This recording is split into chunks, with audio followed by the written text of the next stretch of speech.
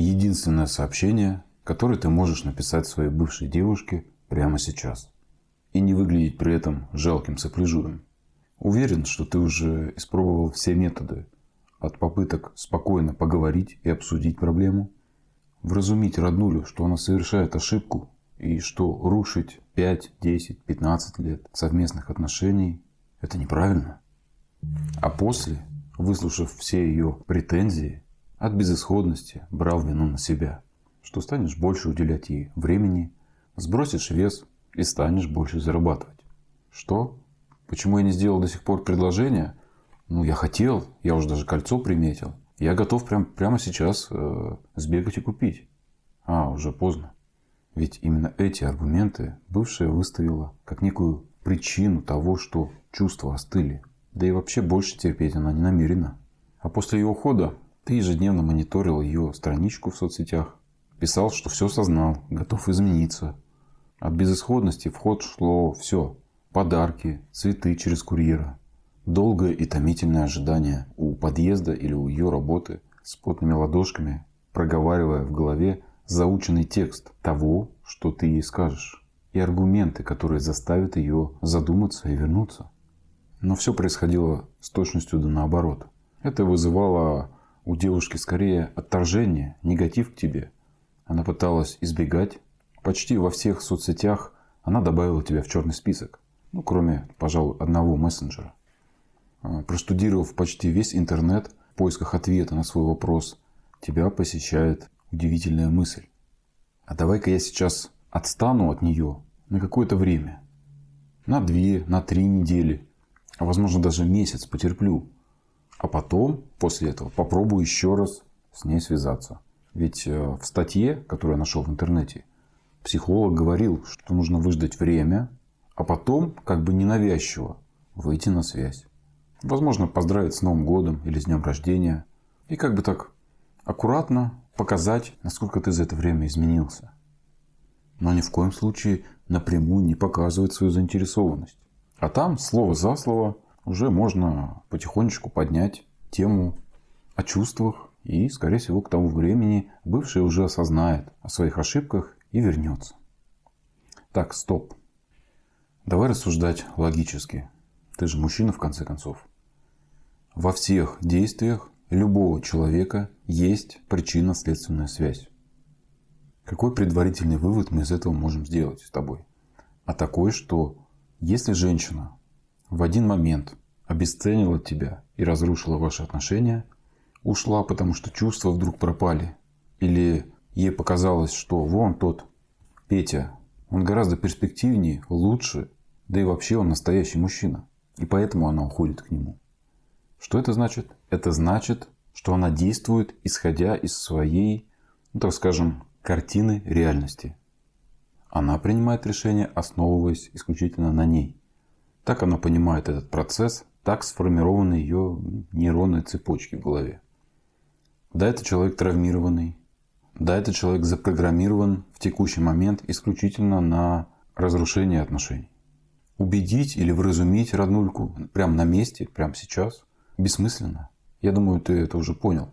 И здесь важно понимать, что если в тебе внутри зиждется эта ложная иллюзия о том, что спустя какое-то время, особенно короткое время, 2-3 недели, месяц, она что-то переосмыслила, поняла, что ты на самом деле хороший, что ты много для нее делал, много вкладывал, и что нужно было ценить каждый день, проведенный с тобой, руки тебе каждый день целовать по утрам. Спешу тебя огорчить. Нет, она не переосмыслила, и она не поняла. Почему я в этом уверен? И это очень важная мысль. Потому что настоящие глубинные изменения человека, реальное переосмысление ценностей, взглядов, оно происходит не столько благодаря времени, сколько благодаря условиям и обстоятельствам, с которыми он столкнулся, либо поместил себя сам в них. То есть именно катализатором служат события, которые наполняют это время. И чем фундаментальнее и радикальнее эти события, тем человек меняется в большей степени. Недавно общались с моим одноклассником. Помню, когда учились вместе, он всегда мечтал быть пожарным. Рассказывал, как это классно, как это здорово, девушки любят пожарных. И что в итоге? Он им стал. Но когда мы затронули этот разговор, я спросил, ну как там? Да, ты же всегда этого хотел, ты к этому стремился. На что он сказал, ну слушай, ну это, конечно, все здорово, но не настолько радужно и красочно, как я себе это представлял. То есть, каким же я был наивным дурачком в то время. А в целом вообще и погибнуть можно, на минуточку. Да? То есть, произошла некая трансформация его картины реальности. А следовательно и переосмысление вот данной профессии. Ну, это как аналогию привел просто. Следовательно, какую реакцию ты получишь от бывшей, если напишешь ей какое-либо сообщение прямо сейчас? В 99% случаев ты получишь формальный, вежливый, возможно, со смайликом ответ. Поздравишь с днем рождения? Спасибо, очень приятно. Ну, это знаешь, как техподдержка в банке, где девушка с улыбкой говорит тебе: ваше мнение очень важно для нас. Пожалуйста, оставайтесь на линии. Ну, ты же понимаешь, что кроме какого-то отторжения у тебя это сообщение ничего не вызывает. Но вот примерно такие же ощущения ты и получишь. Пойми такую вещь, что для девушки очень льстит, когда спустя время бывший выходит с ней на связь. Даже когда был негатив, даже когда она тебя избегала, но когда вот эта стадия отторжения прошла, то в ее голове зарождаются вопросы. А что-то он затих? А он вообще страдает еще? Думает про меня? Это вопросы чисто из интереса. Они не имеют ничего общего с тем, что она переосмыслила или осознала и хочет обратно. Нет. Ей просто забавно. Это повышает ее чувство собственной важности. А тут ты пишешь. И она такая потирает ручки и объявился. Ну, ожидаемо, в принципе. И пошла дальше заниматься своими делами. Заимев вот это ощущение правильности своего решения разорвать эти отношения и уйти от слабого мужчины, который не является автономным, не является хозяином своей жизни. Более того, даже если ты попытаешься замаскировать эту нуждаемость, скрыть, притвориться, прочитав какие-то там советы из интернета, женщина прекрасно это считает, прекрасно это увидит. Ведь это глобально простые, понятные вещи, что это ты пишешь первый. Это делает тот, кому больше надо. И как бы ты ни старался доминантно унижаться, женщина никогда не будет уважать мужчину, об которого она вытерла ноги не один раз. А он при этом потом пытается как-то неуклюже сыграть роль альфа-самца. Нет, для девушки любовь возможна только при наличии уважения.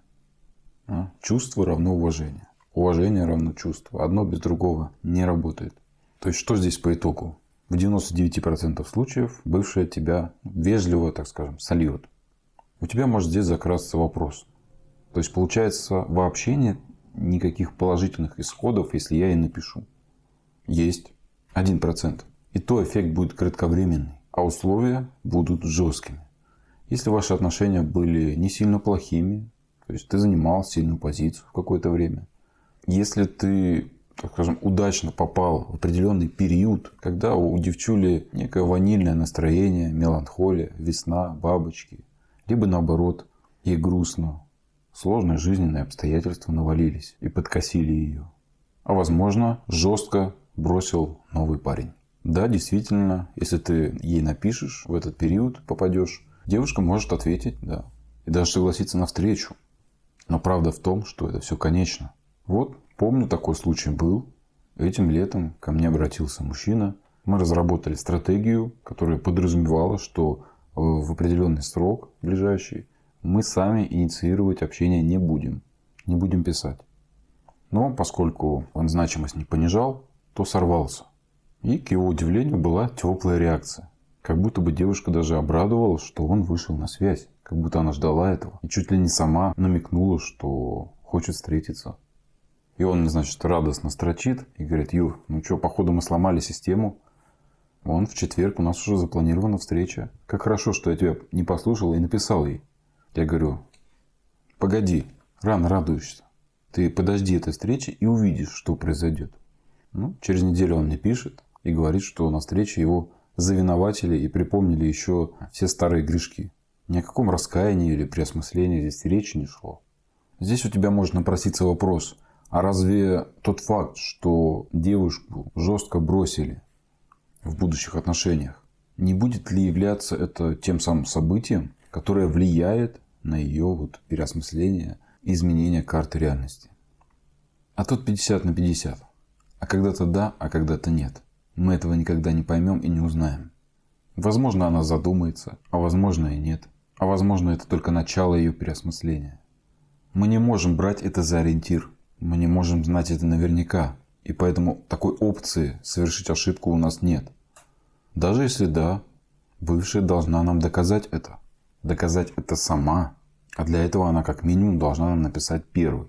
Кстати, про понижение значимости. У меня сейчас готовится или уже вышел, в зависимости от того, когда вы смотрите это видео, курс о том, как перестать страдать по бывшей девушке. Перестать думать о ней. Как излечиться от этой любовной зависимости. Выкинуть ее из головы. Занизить значимость. В этом курсе примерно где-то 30 прикладных, эффективных способов, которые ты можешь применить прямо сейчас, прямо сегодня и начать уже полноценно жить. У тебя проснется аппетит, ты сможешь высыпаться, и твоя жизнь наполнится уже полноценными красками. Поэтому ссылка будет в описании. Если ее нет, пишем в личку.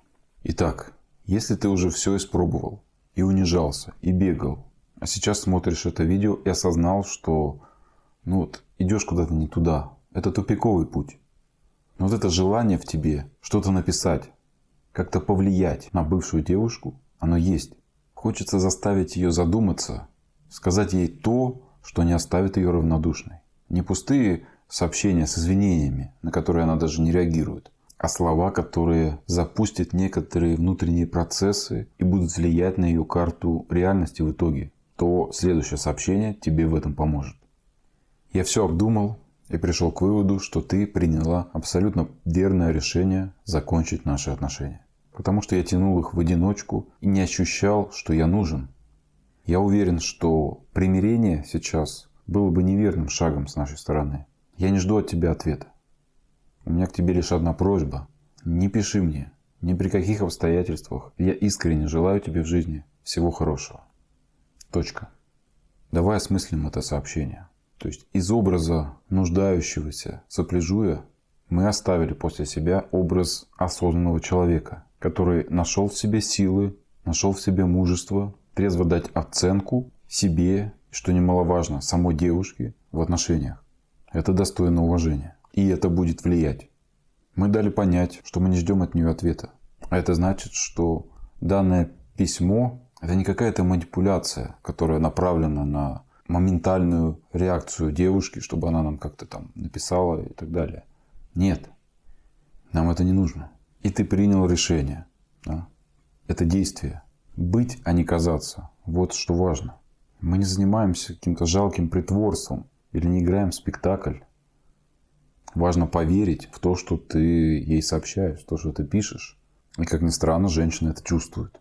Потому что ей есть с чем сравнивать на самом деле. В ее жизни были мужчины, которые делали, а не которые трепались. К сожалению, на консультациях очень много мужчин, которые хотят притворяться. Юрий, дай готовое сообщение, которое я напишу, а потом затаюсь и буду ждать.